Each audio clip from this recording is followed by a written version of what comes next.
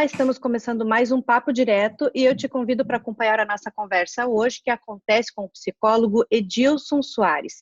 Nós queremos hoje, nessa conversa, poder trazer muitas dicas e informações que possam te ajudar a enfrentar e poder saber como fazer nesses dias de pandemia, onde são tantas as novidades, tantas as situações novas com as quais todos estão enfrentando e que inclusive afetam não só o humor, o pensamento, e não só também de adultos, mas também de idosos, de crianças, adolescentes e jovens. Então, nós estamos conversando com o psicólogo Edilson Soares. Edilson, muito obrigada por ter aceito o convite e estar aqui participando com a gente, conversar com a gente sobre assuntos tão importantes, ainda mais nesse momento tão delicado que o mundo vive e que realmente é uma novidade para todos. Muitas pessoas não sabem como enfrentar várias dessas situações que estão enfrentando agora, como a questão da necessidade do isolamento, do distanciamento social, assim como quando é da quarentena mesmo, de você ficar ainda tendo que enfrentar, quem sabe até a notícia de que você está contaminado pelo coronavírus. Me fala, até para o pessoal poder também te conhecer um pouquinho mais, há quanto tempo você é psicólogo? Há quanto tempo você está aí nessa área? Então, Luciana, é um prazer falar com você. Obrigado pelo convite, pela lembrança do meu nome para esse bate-papo contigo nesse momento. Eu sou psicólogo há aproximadamente 30 anos.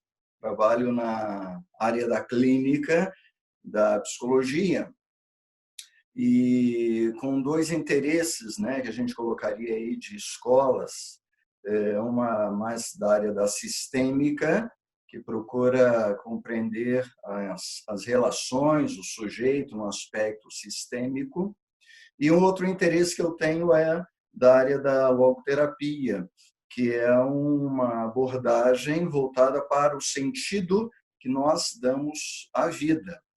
E o que você colocou é bem interessante mesmo, essas questões das mudanças que estão acontecendo, dessa novidade, e me parece assim, que é isso que pega um pouquinho, a novidade, a mudança, porque nós não estamos sempre preparados para novidades ou para mudanças.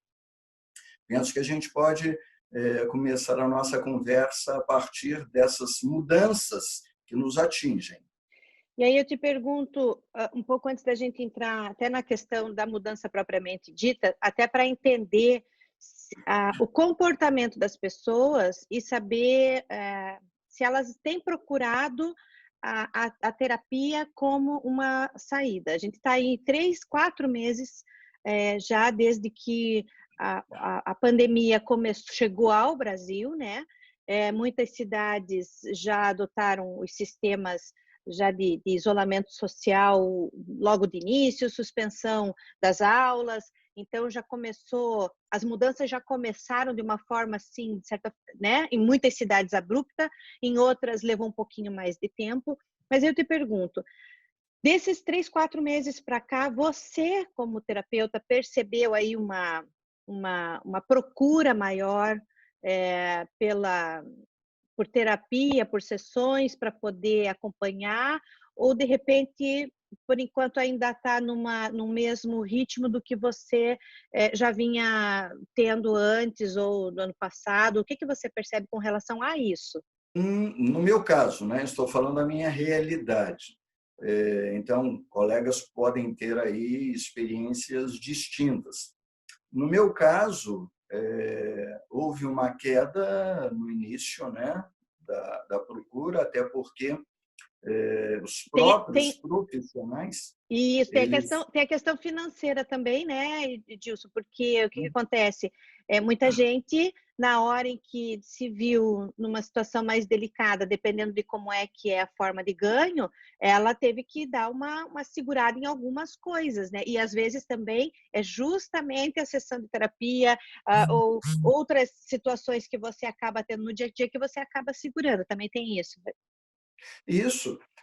Primeiro, houve uma mudança para todo mundo. Então, os próprios profissionais, muitos não estão atendendo mais presencialmente. Então, houve uma mudança até para o atendimento online. E o Conselho Regional autoriza, reconhece, né, apoia esse tipo de trabalho. Essa mudança, então, mexe também com alguns pacientes que optaram por não dar continuidade, mas que gradativamente também foram aderindo. Por quê? Porque o tempo foi longo. Então, no meu caso, eu tenho uma demanda que é uma demanda muito semelhante ao dos atendimentos presenciais, né? Tem essa questão financeira, que eu acho que é importante que você coloque, porque também mexeu com a estrutura orçamentária das famílias, e nós temos que reconhecer isso, né? Agora, a temática talvez seja uma temática mais voltada, essa que tenho acompanhado, mais voltada, então, realmente para a questão da ansiedade, das incertezas, né? Dessa dinâmica familiar que mudou, né? Porque as pessoas estão mais contidas, né? Acolhidas, vamos colocar assim, dentro das suas casas. Se não há uma mudança, no meu caso, com relação à quantidade, eu penso que há uma ênfase maior com relação às questões voltadas para medos, insegurança, incertezas, ansiedade. Vamos falar um pouquinho exatamente disso, porque essas são as questões que, de repente, estão sendo provocadas justamente por aquilo que a gente começou, né, falando que são as novidades, são os fatores novos que foram se apresentando com essa questão da pandemia. Então, de repente, ninguém até então precisava ficar confinado em casa. De repente, também você se vê, né, todo mundo se vê num momento não só de uma das pessoas da família, mas, em muitos casos, todas as pessoas da família, tendo que ficar naquele ambiente por muito mais tempo do que estava acostumado. Crianças sem atividade da rotina escolar, sem a convivência com outros colegas, sem a convivência com os próprios professores, afastado de pessoas que ama, como os avós. O que é que, então, quais são os sentimentos, né, além da questão da ansiedade, quais são os sentimentos que você tem acompanhado e que têm sido provocados com tudo isso que a pandemia tá provocando nas pessoas? Essas mudanças, então, aquele aspecto inicial que nós falamos, né, nós buscamos evitar mudanças, sobretudo mudanças muito intensas.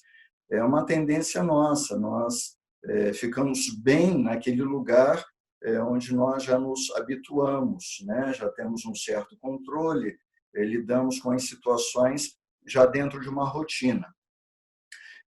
A pandemia, então, e com as mudanças, né, de ordem administrativa, política, de saúde, essas mudanças exigiram de todos nós uma adaptação. Então, você imagine as famílias com uma rotina, né, os horários, né, dos pais, os horários também com relação aos filhos, filhos na infância, filhos na adolescência, é uma outra realidade também. Então, famílias com filhos pequenos é uma situação, famílias com filhos na adolescência, dentro da mesma unidade, né, residencial, é uma outra realidade. Agora, todos estão muito intensos ali, né? As emoções estão ali. E essas questões, né, que nós trazemos, todos nós trazemos, né, porque fazem parte dos nossos sentimentos. Então, essas emoções agora estão muito latentes, né? Vamos colocar assim, elas se manifestam bastante também nos relacionamentos, exigindo, por exemplo, dos pais uma adaptação, mas também exige das crianças uma adaptação. Exige dos pais uma adaptação, mas exige também dos adolescentes uma adaptação. Nem sempre nós nos preparamos para as mudanças, nem sempre nos preparamos, inclusive, para lidar com esses aspectos emocionais. Porque se a insegurança está em um, está no outro também, que é membro daquela família. Se o medo atinge o pai ou a mãe, nem sempre se dá nome a esse sentimento, né? A essa emoção que nós colocaríamos aí como medo. Isso também, esse medo também atinge a criança ou o adolescente. E agora essa Edilson, dinâmica precisa ser repensada. pois é, inclusive aqui em Paranaguá mesmo eu tomei conhecimento, um menino de 10 ou 11 anos que realmente começou a apresentar um quadro bem delicado e os pais tiveram que levar, acharam melhor até para um psiquiatra, porque ele já não queria comer, já não queria fazer quase nada. Eu fico imaginando como é que estava lidando com isso. Eu fico pensando assim, como inclusive conversar com essa faixa etária.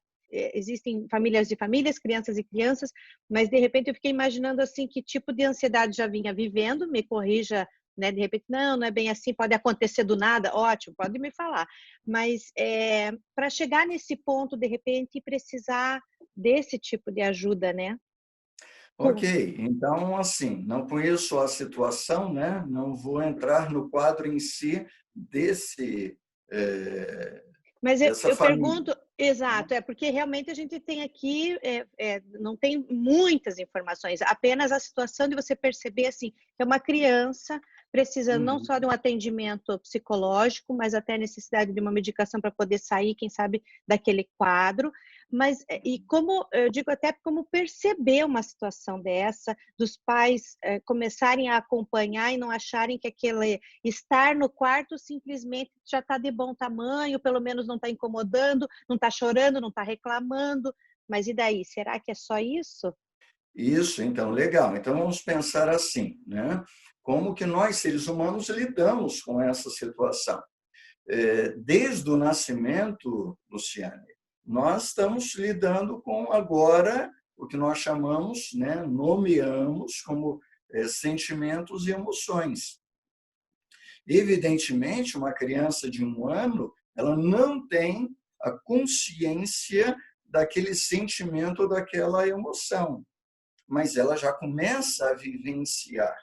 Ela pode vivenciar o abandono, ela pode vivenciar o distanciamento de um ente querido, né? Ela pode vivenciar o medo. Não tem consciência disso, porque ela está internalizando aquilo que nós depois vamos dar nomes, como medo, como a ansiedade, né? Como a insegurança. Então, o primeiro elemento, né, que devemos pensar é assim: nós, seres humanos, então, a partir do nosso nascimento e durante toda a nossa história de vida, vamos vivenciar essa realidade. Então, a criança lá de 1 ano, 2, 3 anos, ela pode não ter consciência do sofrimento, mas ela vivencia o sofrimento. Ela pode não ter a consciência de um afastamento com relação a uma pessoa próxima, mas ela vive isso. Bem, ao longo da nossa vida, então, nós vamos trabalhando com essas emoções.